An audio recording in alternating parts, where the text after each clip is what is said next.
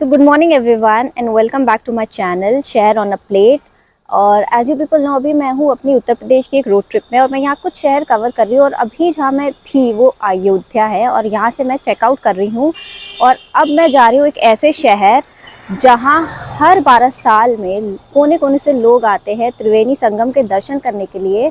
मैं बात कर रही हूँ कुंभ मेले की। और ये कुंभ मेला इस साल बहुत स्पेशल है क्योंकि ये 144 साल बाद आ रहा है। तो देखते हैं ये एक्सपीरियंस हमारा कैसे रहता है, हमारा यानी आपका और मेरा।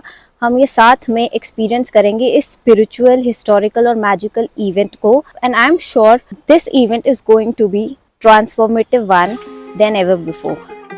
राम लल्ला का आशीर्वाद लेके मैंने अपनी ये जर्नी शुरू की उस जगह के लिए जिसके लिए ये पूरी ट्रिप प्लान हुई। प्रयागराज जाते टाइम जितने टोल आएंगे गवर्नमेंट ने उसे फ्री कर दिए हैं। अभी बीच में मैं एक जगह रुकी हूँ आपको कुछ बताने के लिए। कुंभ जो है आज है 13 जनवरी और आज शाही स्नान है। वहाँ पे बहुत भीड़ होगी क्योंकि मैं देख रही हूँ सारे ही लोग उस तरफ जा रहे हैं। तो हम वहाँ देखेंगे कि क्या अरेंजमेंट और फैसिलिटी वहाँ रहती है। अगर आप कभी आगे प्लान बनाते हैं तो उस अकॉर्डिंग आप प्लान कर लीजिएगा अपना। और बस यही मुझे बताना था। और ये जो कुंभ मेला है वो 13 जनवरी से 26 फेब तक है पूरा और इसमें कई डेट्स है जो मैं मेंशन कर दूंगी। तो चलिए अब फाइनली कुंभ सीधे पहुंचते हैं और शाही स्नान हम भी करते हैं। चलिए।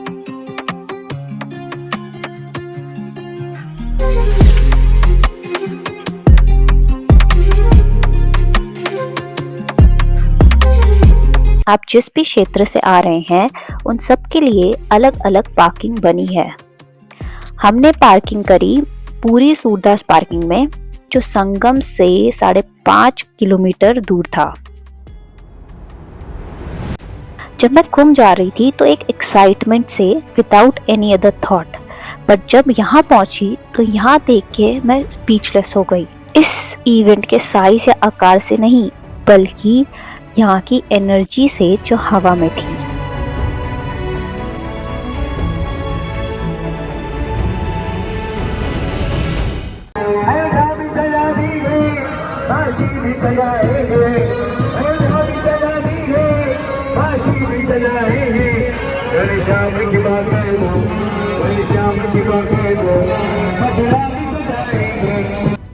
यहाँ आपको हर वर्ग के लोग दिखेंगे, साधु, संत, आम आदमी, सब एक ही पर्पस के लिए जैसे इकट्ठा हुए हो। तो मेरे पीछे आप देख सकते हैं इतनी भीड़ है यहाँ लोगों की और जोश से भरपूर है यहाँ लोग। बस मैं भी पहुँचने वाली हूँ और आगे और भी भीड़ है संगम के पास। कुंभ सेक्टर्स में डिवाइडेड है और जरूरी नहीं आप त्रिवेणी संगम ही स्नान करें। कोई भी घाट में आप जाएंगे, चाहे वो जूसी हो या अरेल घाट, वहां स्नान करना भी उतना ही महत्व रखता है। जब मैं संगम की तरफ बढ़ रही थी तो मुझे एक एहसास हुआ कि ये केवल एक स्पिरिचुअल इवेंट नहीं बल्कि एक एनर्जी का संगम है। सब जगह मंत्र उच्चारण, भक्तों के चेहरे, एक उम्मीद से भजन, सब अपनी मस्ती में जैसे एक पूरा एम्बियंस क्रिएट कर रहे थे जिसे वर्ड्स में समझाया नहीं जा सकता, सिर्फ एक्सपीरियंस किया जा सकता है। जैसे टाइम वहाँ थम गया हो और आप एक एटर्नल फोर्स से जुड़ रहे हो। जब तक मैं वहाँ थी मुझे समय का बिल्कुल ध्यान नहीं था कि क्या समय हो रहा है। तो मैं पहुँच गई हूँ यहाँ पर घाट, ये है अरेल घाट मेरे पीछे और यहीं सब जा रहे हैं। मैं भी वहीं जा रही हूँ स्नान के लिए। अब टाइम था पवित्र स्नान का। जैसे ही मैंने कदम रखा एक अजीब सी शांति इतने भीड़ के बीच महसूस हुई। एक अजीब सी एनर्जी महसूस हुई जिससे आप जुड़ रहे हो।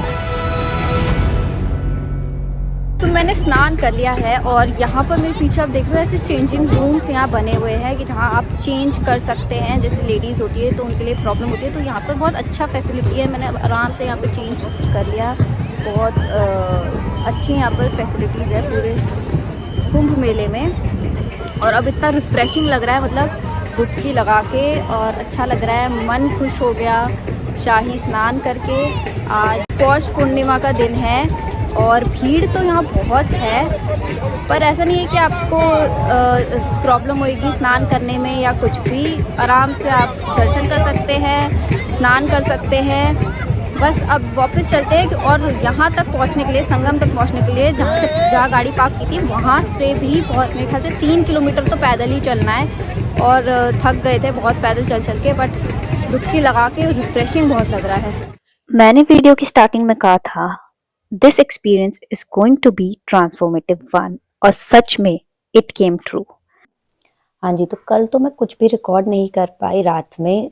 डुबकी मारने के बाद जब मैंने त्रिवेणी संगम के दर्शन किए उसके बाद मैं कुछ रिकॉर्ड नहीं कर पाई, सीधे मैं अपने होटल आ गई। मैं अभी वाराणसी में हूँ और यहाँ पर पहुँचते पहुँचते मुझे 7:30-8 बज गए थे।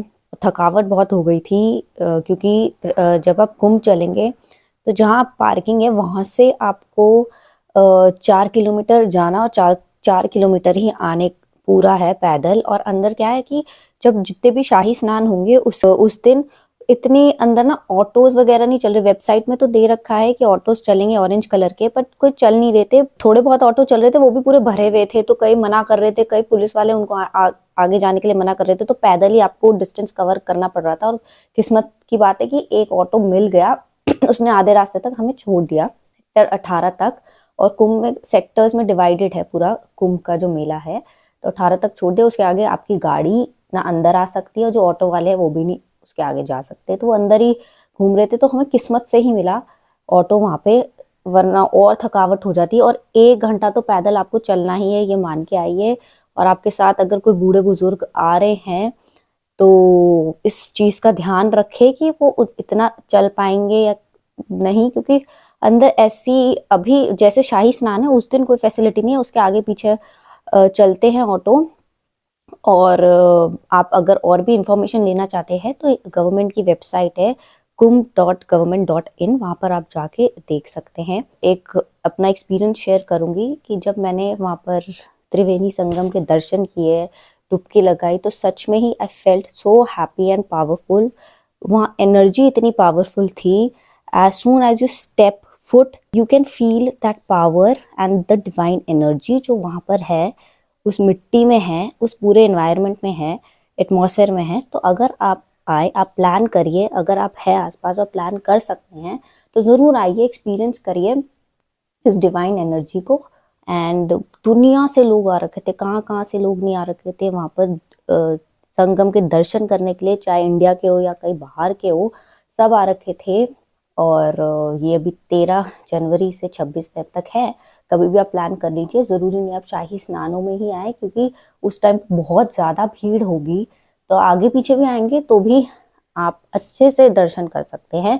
और रहने की सुविधा भी है, वहाँ पे बहुत लोग रह रहे थे अंदर, टेंट वगैरह थे, चेंजिंग रूम थे, टॉयलेट थे, सब था अंदर। खाने पीने का भी था, वेजिटेबल्स, क्योंकि बहुत लोग वहाँ रह रहे हैं तो वहाँ पर सब्जियों की दुकानें, कपड़ों की दुकानें, खाने पीने की दुकानें, सब चीज़ें थी अंदर। और अगर आप वहाँ रहे तो अपनी कुछ चीज़ें खाने पीने की हो गई, पानी की बोतल वगैरह आप लेके चले, ताकि आपके पास रहे, अगर कभी भी भूख लगे तो आप मंचिंग वहाँ कर सके, क्योंकि 4 किलोमीटर जाना और आना है, तो उस हिसाब से सोचिए। चलिए, तो मैं ये व्लॉग अब एंड कर रही हूँ, और आई होप ये आपके लिए इंफॉर्मेटिव हो पूरी वीडियो, और अच्छी लगे। अगर लगे तो then do like and share and subscribe to the channel. और अब आगे का व्लॉग जो होगा वो मेरा वाराणसी का होगा। सो मिलते हैं आपसे वाराणसी।